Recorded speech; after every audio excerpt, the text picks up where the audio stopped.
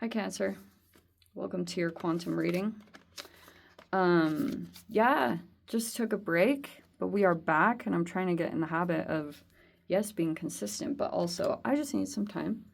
So here we are. And just as a reminder, this is still my communication outlet. This is something I started. It's my business, and I get to communicate myself. Like, this is mine. If you guys have your own things that are coming up, feel free to start your own platform where you can communicate and vocalize and express yourself. But this is mine, and just wanted to send out that reminder for whoever needs it. So let's go ahead and get into it. This is for Cancer, Sun, Moon, Rising. Welcome to my cross-watcher.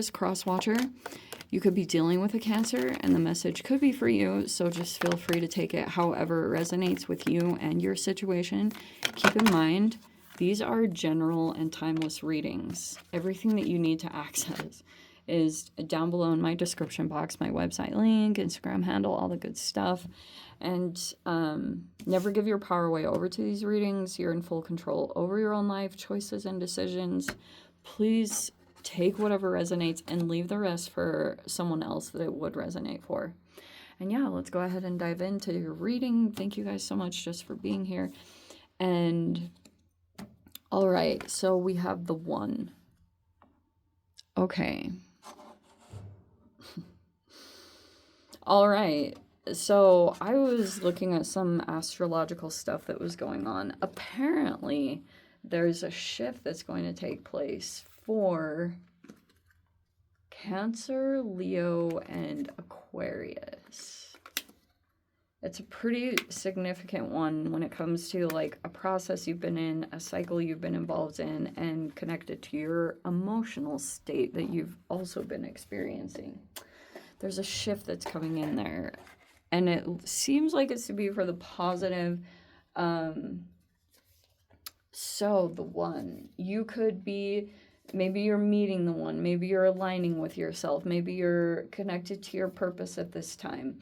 You could be doing things to do that, to, like maybe you met a person. That's going to be different for all of you, but just in general, this could be talking about your relationship with yourself and what that means to you. We have the Fool card in the reverse. You may be feeling as though there's, I don't know if there's like a delay going on with like a new beginning. You could also be feeling like you don't want to do anything really impulsive. That also is your card. Technically in the tarot. Oh wow, we have the Hanged Man in the reverse.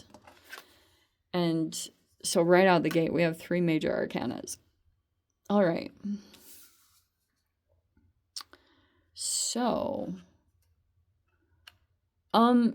you may actually be just, I don't know if this is like maybe you're getting a some kind of intuitive impulse, but you're either blocking it or you're not believing it, or you don't want to like move on it because you could be questioning it. There's also, maybe these are even talking about other people, because generally that's what I intend for these readings, is that these represent like a couple of different archetypes that are going on in your experience. We have in the recent past the 8 of Wands reverse, which is block communication, or like it's not being able to access something, or you could have felt like your communications were blocked, whatever was going on. There's a holding pattern that's being released. Maybe this is, oh, wow, how appropriate. Okay, so the 1 actually could be talking about that you're going through some lessons of realizing that everyone is one. And that if one person is going through something, it means everyone else is. And so this could be talking about some other people that you've been connected to. And it's almost like if you're wanting a shift or a change, like you'd have to really maybe like access a higher version of yourself and maybe move through some emotions that you have, especially for unpleasant things that you've experienced. It's like you'd have to really like be the bigger person, and because this is getting unstuck straight up. The Hanged Man in the reverse is like, that's a Neptune card or Jupiter, and it like is more of water energy. So it finds, actually, this is so appropriate because look out down here. We have the creator, which can be talking about creativity.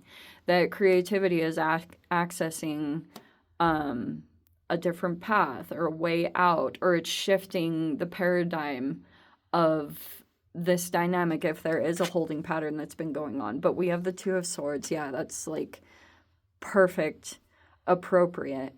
There's still some kind of confusion.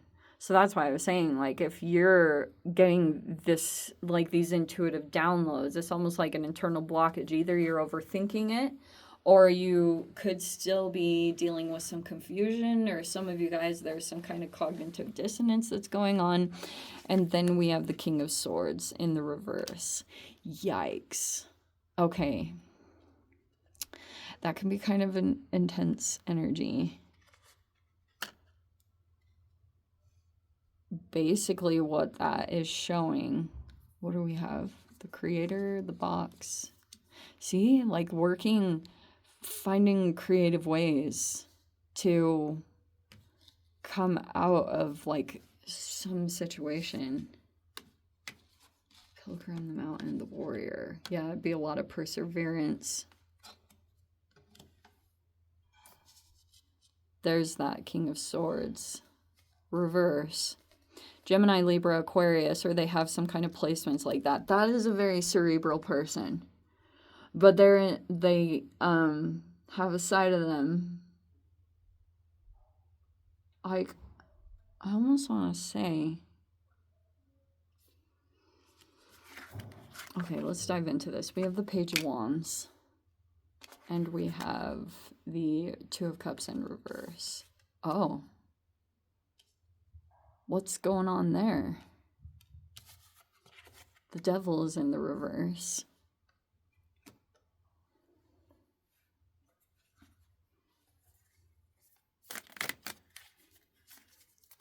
Okay, so basically what this is telling me, and there's the Emperor in the upright.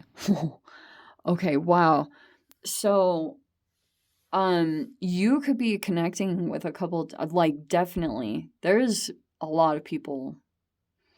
I mean, possibly. I don't even know the exact amount, but there's definitely quite a few people that are involved in this. And typically what's going on when the Devil is in reverse, that's in the subconscious. And you could have possibly been doing some shadow work, which is, like, really uncomfortable, but necessary if you're going to move past some of the blockages. And I do feel like this, I came across this thing that said, like, you know, art and creativity heal the soul. I do think that's true. And, oh yeah, so here's what I was going to talk about is, like, basically what's going on, since we're all one, there's been this whole paradigm that's been playing out. And typically, like, this will involve 3 energies, right? But it's in the reverse, which can mean that there's potentially a shift that's taking place, especially because there can be this desire. You could be trying, I don't know, there could be something here about trying to release a toxic behavior or habit that is possibly causing some issues within connections, because I can see that there's some issues going on here. And then it's like, it just trickles across the board. If there is some kind of addictive thing that's like a self-harming, and there was a issue that came up, or some kind of disconnection in a connection. There was a third-party situation here, whatever that looks like. I mean, it could have been some possible triangulation, but there was a third party brought in to try to create more controlled behavior, whatever the desired behavior was from whomever. But there's a person here that is not stuck.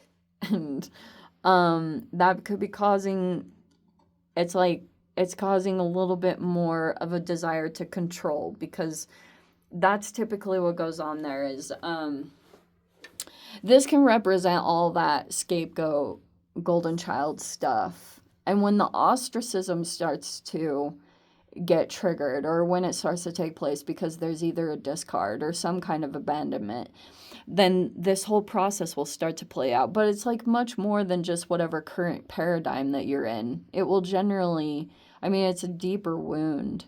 It can be going down to the quantum level, like however you're rejecting or abandoning yourself, if that's through some kind of repetitive behavior that harms you, it's like trickling into the actual expression of the relationship dynamics.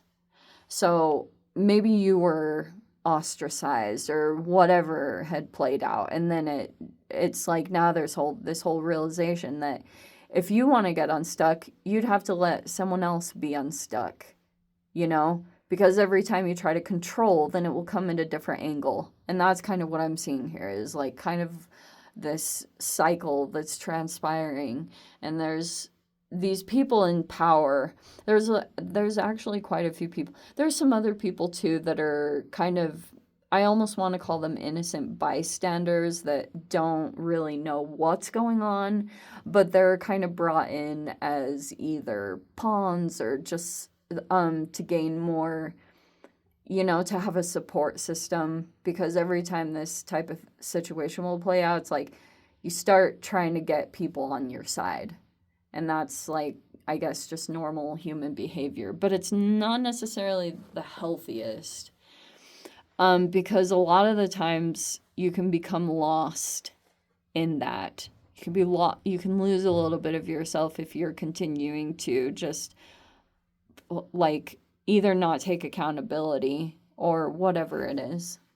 But anyway, it doesn't matter what I say, it's gonna like upset you whether I am trying to skirt around your emotions or not. So that's basically what I've learned about any kind of communication I do on this channel. So that's basically what I can see. It looks like to me, maybe you're healing father wounds. There could be an emperor involved here. Maybe this is like a person that you go to for support, or this is like a person that's sitting in a position of power and they are apparently looking in on the situation. This person's aligned, so I don't know who this is. I don't know, but they appear to be looking in on the situation. But this also can reflect the way that you are trying to heal whatever father wounds exist, which I would highly recommend watching like holistic psychologists or whatever person on social media, like psychologists, to look into that a little bit further, because it's super helpful.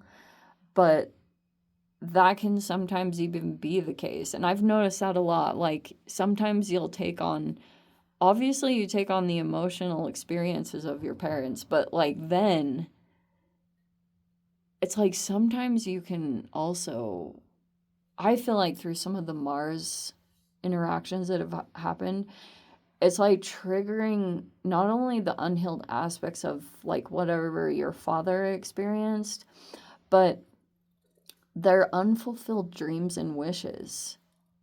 And then the way that they tried to go do something to like, they didn't know that that's what they were experiencing, that they just felt dissatisfied with life. And so they went out to seek some kind of relief through a behavior, took some kind of action. And then it ended up turning into this like issue, or maybe it even turned into a bit of an addiction. But whatever it is, it started to break down in a relationship and like a soulmate bond, or it started to kind of get in the way of the emotional, like it caused like a separation or a distrust there. So anyway, maybe the Page of Wands represented like a younger energy. They don't know. They're inexperienced, or they're younger. They don't know about any of this stuff. But not when it comes to these people. You've got 4 people right in the center here that are like, these are 3 major arcanas. If they're actually representing people, they know exactly. This is a person. This is either a person that is all like knows how to move through situations, okay, or get unstuck or get out of holding patterns. It's to me like an obstacle warrior.